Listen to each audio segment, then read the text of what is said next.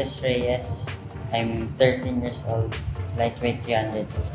Yamaha 300 version 2, 2020. My expectations ko po is bigyan ko ng power ng malakas. Tapos, yun, smooth. Almost 2 years na. Nakaka-enjoy po dahil nararamdaman niyo po yung hula pero overcome mo. Sinama lang po ako ng kapatid ko na mag-motor po hanggang sa nag-start ko lang. Ang gusto ko pong ma-achieve, mag-first po lahat ng leg at mag-overall champion po. At yung goal ko po sa racing is yung MotoGP rider. Sa mga bata po dyan na gustong pumarera, huwag po kayong ma-intimidate sa laki po ng motor dahil kakayanin nyo naman din po. Kailangan nyo lang din po ng proper training para maging comfortable po sa motor.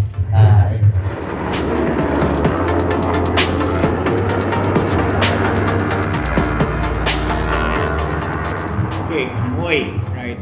Would you believe na si Moy na una pumunta dito sa Clark, ayaw niyan magmotor? Ayoko magmotor. And then, syempre, yung ate niya nagmumotor. So, siguro, peer pressure na lang. Moy started riding off-road first. Naka-off-road bike yan, syempre, dun sa KRB, sumasabay sa amin kasi we do cross-training and our cross-training is flat track and motocross. So, eventually, Moy started riding well in motocross. And that's where he gained his confidence. Eventually, syempre, yung dad niya talagang hilig naman na road. So, we brought him back here. Habang nagtitraining si ate niya, I started teaching him how to ride road. So, he started off with an R15. Ikot-ikot yan. And before kumarera si Gracie ng R3, Ninja 400 actually dapat siya, Kawasaki. But the problem is there's a certain rule that you have to have a minimum weight. Ang problema, bagsak si Gracie doon. She has to add like 19 kilos para kumarera, which is of course not doable. And so what happened was, nung umakyat si Gracie doon sa N4 dapat, nabakante yung R3. Yung R3 kasi si Gracie eh. So si Moy, coming from R15, pinapasakay-sakay ko ng R3. So we all thought that Gracie will run 400. So binibiro ko si Moy, sige Moy, pag nakuha mo tong lap time na to, sali kita sa Pirelli Cup. And true enough, in a span of 3 days before the race, Moy was already clocking those lap times. So yun yung reason kaya isinali namin siya. Moy did very well in his first race. He won, he was in front. He did, hindi ko maalala if he was in front or behind Gracie. Pero ang problema, na-disqualify siya because of weight din, no? Weight was an issue. Mula doon, nagtuloy-tuloy na si Moy. Si Moy sa very makulit yan. Sobrang kulit niya, no? Makipagkulitan to the max. Pero he listens, right? And very competitive si Moy. Pag tumahimik na yan, ibig sabihin, hindi ako papayag niya. He always asks, lap time mo, ganito, ganyan. And he will really do his best. We have a lot of hopes on Moy. Actually, we're eyeing him to be part of a good program for Yamaha Philippines, and ang target ni Moy, parents, is to race abroad, which is pasok sa edad niya. He's just 13 years old. And I believe ang masasabi ko kay Moy is continue what you're doing. Hard work always pays off. Just focus on what you're doing. Importante, nag-enjoy ka rin sa ginagawa mo. Unti-unti nakikita mo na marami nang sumusuporta sa'yo, maraming naniniwala sa kakayahan mo. No, sana yung size ng helmet mo hindi magbago, di ba? Hindi ma-stuck yung sa ulo mo yung helmet mo, hindi lumaki yung ulo mo.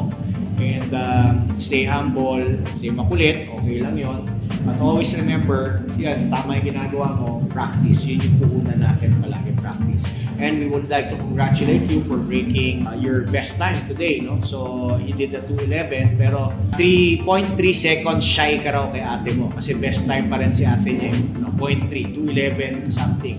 Right? So, I wish you all the best, and I see a lot, very, very bright future for Moy. So, pagigihan mo lang lagi.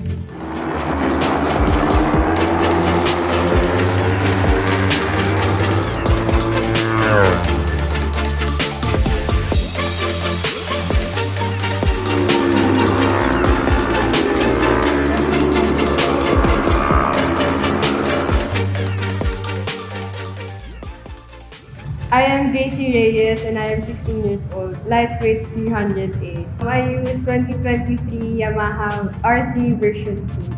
So far po, nabibigyan niya po yung power na need for racing, and pagdating po sa corners, sobrang smooth po ng mga entry niya and lightweight lang po siya. Sobrang saya po pag mag-race na kasi yung preparations, parang after ng race, worth it lahat. And yung adrenaline na binibigyan niya kakaiba kasi parang nasa street ka tapos yung hangin pumupunta sa'yo. Sobrang sarap lang po sa feeling. Nung una po, mag-aaral lang po sana ako magmotor. Pero nagustuhan ko na po yung racing nung nakita ko po mag-practice yung mga Zero to Podium alumni, and sinuportahan po ng dad ko.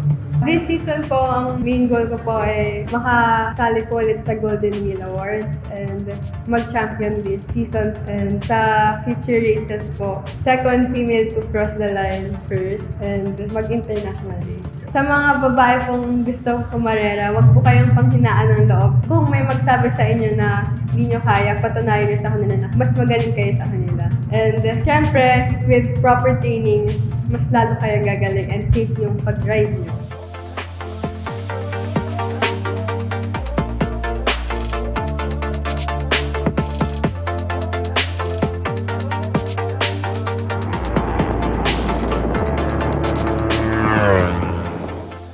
Si Gracie, nung na-meet namin, very competitive niya yan. She plays basketball for her school, varsity, so just imagine. Alam mo naman si Gracie, gifted na sa lahat except height. Yeah, so despite, syempre in basketball, it's a game of height. Despite that, she's been very competitive. She plays very well. And she brought that into riding motorcycles. Si Gracie started riding with us under the next Project Next Generation program. She started riding nakakayo yan, no? Yung maliit na motor. And she started training with us that way. Then eventually, dinala rin namin siya sa off-road. Nung nag-off-road siya, medyo nag-shine doon, no? Lumabas yung skills niya, her confidence and everything. She was really doing it very well, competitively. Pero ang talagang gusto ni Gracie and ng parents niya is road. So they went back and then started training with us. Si sariling R3 and si Gracie. So si Gracie has always been a hard worker. Sometimes may diesel tawag namin dyan. Medyo matagal pa initin. Kaya minsan sa umaga, pangit oras. Pagdating ng hapon, biglang maganda. Pangit resulta sa umaga, sa hapon, nangunguna. So, I just keep telling Gracie na everything that's happening is nasa isip ko lahat yan. You just have to believe in yourself. You have to trust all the work that you did. Sabi ko nga sa inyo, kung nag-practice kayo, you spent the time training, you did hard work and everything, you can trust yourself. Definitely, you can accomplish something with that. And aim higher, as you always do. Always aim high, aim forward, and definitely you will reach very far dito sa motorcycle riding. And we're very proud of you. So, yun. No excuse, no alibi. Kay Gracie.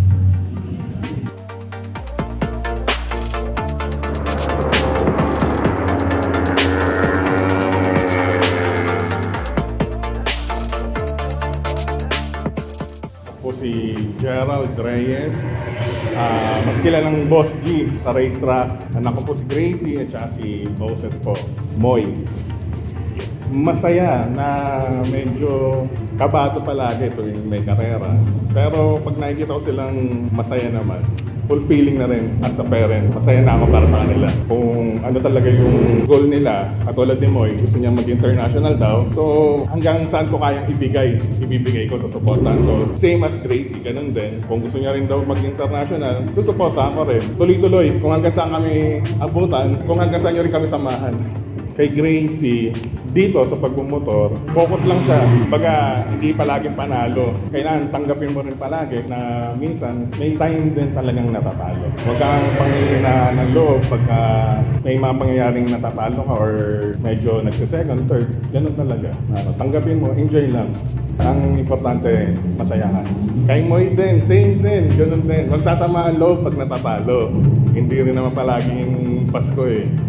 So may times din na talagang matatalo siya. Yun ang gusto kong ma-experience niya eh, yung matalo. Kasi hindi ko rin kasi alam eh, dahil lagi siyang nagpo-podium eh. Baka mamaya once matalo siya, hindi ko pa alam kung ano yung magiging reaction niya. So gusto ko rin yung talagang ma-experience niya para maramdaman niya. Kasi kung mag-international siya, kakainin siya doon. maraming mas magagaling talaga sa kanya. Na baka mamaya doon siya abutin, doon siya matalo, hindi niya makompose yung sarili niya doon, international scene. So dito pa lang gusto ko matanggap niya na kung ano man yung mga ganung pangyayari.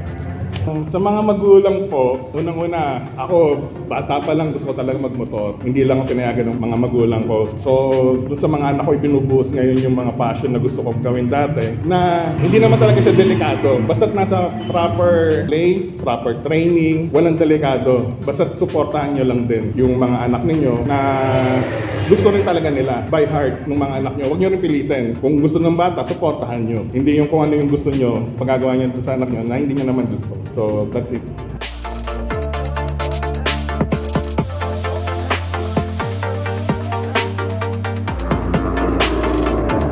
At sa mga sponsors ko na walang sawang suporta, kaya pasalamatan ko po ang Zero to Podium, Yamaha Philippines, Wheeltech Nationwide, Motul by Infinite, Motorrad Performance, TSMP, Pirelli, MGGR po. Sa Alpine Stars Philippines, KYT Philippines, at Shirt Attack. At sa magulang ko po na walang sawang support. Gusto ko pong pasalamatan ng mga sponsors ko na hindi nagsasawang tumulong sa akin. Zero to Podium Riding School, Wheeltech Nationwide, Alpine Stars Philippines, Motor by Infinite Serve, KYT Philippines, Pirelli, Motorrad Performance, TSMP, Team MGGR, and Shirt Attack. Gusto ko rin pong pasalamatan ng mga parents ko na walang sawang nagbibigay ng suporta sa akin. Ako si Moses Reyes, let's ride na! I am JC Reyes, let's ride na! Ako po si Gerald Reyes. Let's ride na!